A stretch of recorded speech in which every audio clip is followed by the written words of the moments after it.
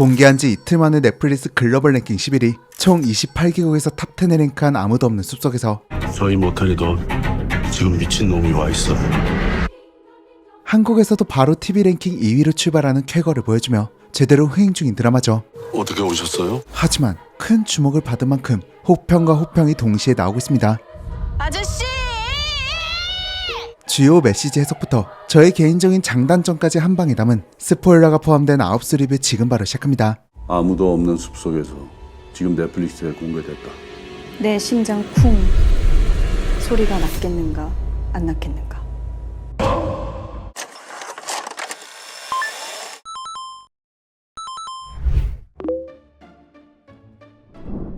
이 작품에서 가장 중요한 메시지이자 작품의 시작을 알리는 대사가 있죠. 아무도 없는 숲속에서 커다란 나무가 쓰러졌다. 쿵.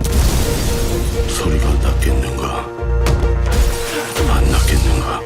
사실 이 메시지는 18세기 영국의 경험론 철학자 조지 버클리가 던진 질문 중 하나입니다. 주관적인 관념론자인 버클리는 감각을 통해 지각하는 것이 실제 존재하는 유일한 세계라고 주장한 인물이거든요. 조금 쉽게 이야기하면 우리가 어떤 것이 존재한다고 믿을 때 그것이 실제로 존재하기 위해서는 누군가가 그것을 지각해야 한다. 즉 존재와 지각은 밀접하게 연결되어 있다는 것을 의미하죠. 그러면서 이 작품은 조금 더 시각적으로 접근해서 직면과 외면의 의미로 통하기도 해요. 직면이냐 외면이냐 이런 의미도 있고. 맞아. 그럼 드라마에서 던진 질문에 답을 해본다면 초반에는 쿵 하는 소리가 나지 않았고 후반에는 쿵 하는 소리가 났다고 답할 수밖에 없죠. 그리고 여기서 초반에 나지 않았다고 답을 한 인물은 바로 영화 기호가 대표적이죠. 공부를 잘하고 착한 아들이었던 기호, 착한 아버지, 성실한 펜션 주인으로 소문난 영화. 이들은 모두 처음 악을 마주했을 때 모두가 외면을 선택한 인물들입니다. 결국 이들이 무시한 쿵하는 소리에 사랑하는 공간이 훼손됐고 악이 무심코 던진 돌에 개구리가 죽고 말았죠. 반면 이들과 다르게 외면하지 않고 직면하는 인물도 있어요. 바로 성실하지 않다는 세탁소주인 경남입니다. 남들에게 그런 소리를 듣는 사람이지만 사건이 발생했을 때 누구보다 빠르게 범인에게 알리고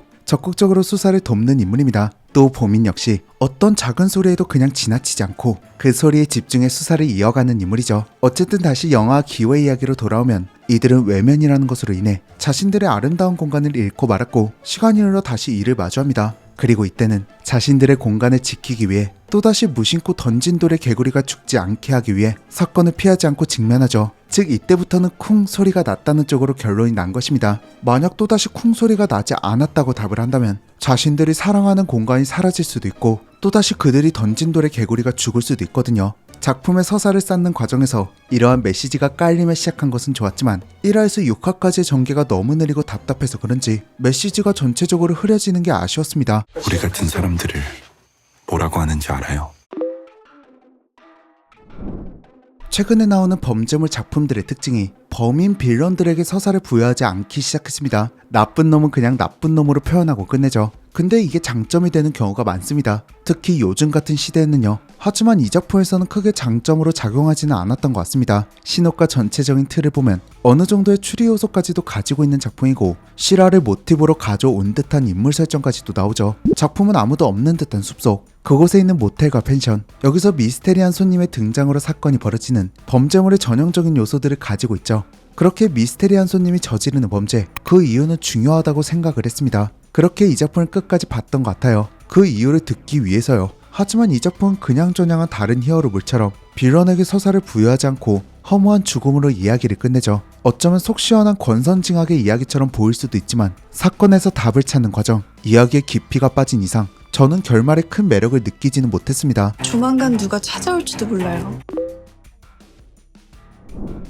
저는 이 작품의 신호는 정말 나쁘지 않다고 생각해요. 거기에 아쉬운 초반 전개에 비해 후반은 나름 선방하는 속도와 액션을 보여줬기에 분명 성공할 수 있는 시리즈였다고 생각을 하거든요. 근데 왜 이렇게까지 아쉽게 늘어지는 방식을 선택했을까? 왜 이렇게밖에 만들지 못했을까? 이런 생각을 좀 오랫동안 했던 것 같습니다. 그리고 이런 고민으로 나온 저의 답은 넷플릭스의 과한 투자로 나오더라고요. 솔직히 이 작품 2시간짜리 영화로 나왔거나 혹은 1화에서 6화 정도의 분량을 3화 정도로 줄이고 나머지 후반 부분이 나왔다면 솔직히 이렇게까지 아쉽지 않았을 것 같아요. 근데 넷플릭스의 등장과 함께 영화로 만들 스케일의 작품들이 과하게 회차각인 시리즈로 나오는 것 같습니다. 예를 들어 긴장감이 느껴지지 않는 장면에 억지로 긴장감 넘치는 음악을 깔면서 억지로 분위기를 잡고 억지로 시간을 끌어갑니다. 심지어 벌어지지도 않는 상상의 이야기를 남발하죠. 뭐 넷플릭스나 제작진의 입장이 이해가 되지 않는 건 아닙니다. 긴 시리즈가 시청자를 오랫동안 묶어놓을 수 있고 지금의 넷플릭스를 만든 건 영화보다는 시리즈이기 때문에 계속해서 시리즈에 더 큰 투자를 하고 영화 신호까지도 드라마로 만들게 하는 것도 있겠죠. 하지만 이 작품은 길게 만들어서 어느 순간 가지고 있는 메시지도 장르도 잃어버린 느낌이 강했습니다. 숙박 가능할까요?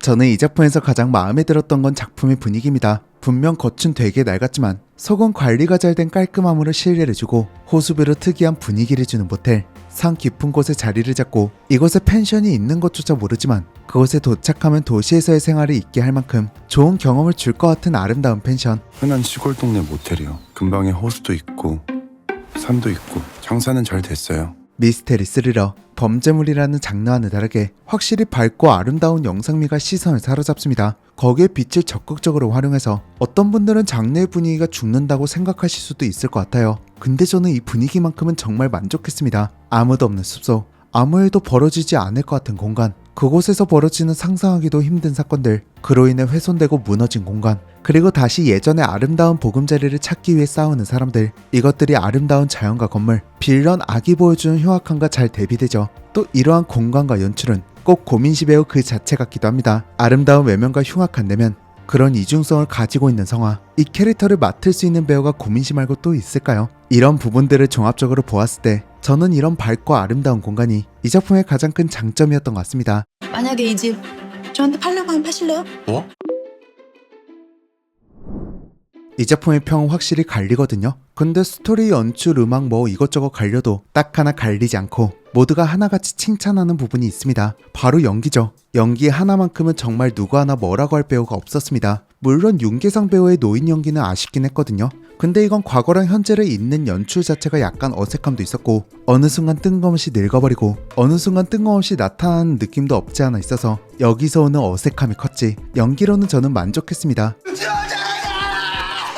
거기에 박찬열 배우가 나온다는 이야기에 걱정됐거든요. 근데 생각보다 괜찮았어요. 어린 기호와도 싱크율이 잘 맞아서 좋았습니다. 그런 말 한 적 없는데. 그리고 영화역의 김윤석 배우, 뭐 말할 게 있나요? 그냥 레전드죠. 이 배우의 강점인 특유의 목소리 톤, 특히 이런 장르에서 이 목소리가 흘러나오면 순식간에 집중이 되죠. 캐릭터 자체가 인상적인 느낌을 줄 만한 게 없어서 그렇지 배우의 연기는 정말 좋았습니다. 그 손님은 도대체 어떤 사람일까? 그리고 제가 당신 거기 있어줄래요라는 작품을 참 좋아하거든요. 거기서 김성령 배우와의 합이 너무 좋아서 제발 두 분이 다시 멜로를 한번 찍었으면 했는데 왜 이번에도 이렇게 짧게 끝났는지 제발 각 잡힌 두 배우의 진한 중년 멜로 보고 싶네요. 우리 얼마나 떨어져 있었지?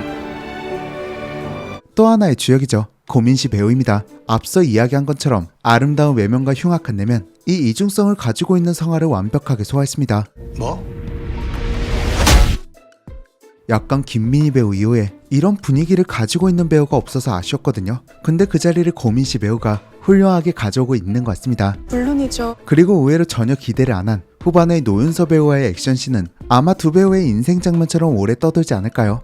진짜 흥미롭네. 드라마가 정말 지루해질 때쯤 이 부분에서 확실히 환기가 되더라고요. 두 배우의 매력은 확실하게 전달된 것 같았습니다. 그동안 계속 나만 생각한 사람처럼. 자, 이렇게 9숫을 막 보고 와서 간단하게 생각나는 것들을 정리하며 리뷰를 해보았습니다. 다소 아쉬운 부분도 있고 좋게 본 장면도 있는데 여러분들은 이번 작품 어떻게 보셨는지 댓글로 많이 공유해주세요. 저는 그럼 여기서 인사드릴게요. 구독과 알림 설정 눌러주시면 앞으로도 각종 영화 속 이야기로 계속 인사드리겠습니다. 지금까지 필름그린의 박그린이었습니다. 감사합니다.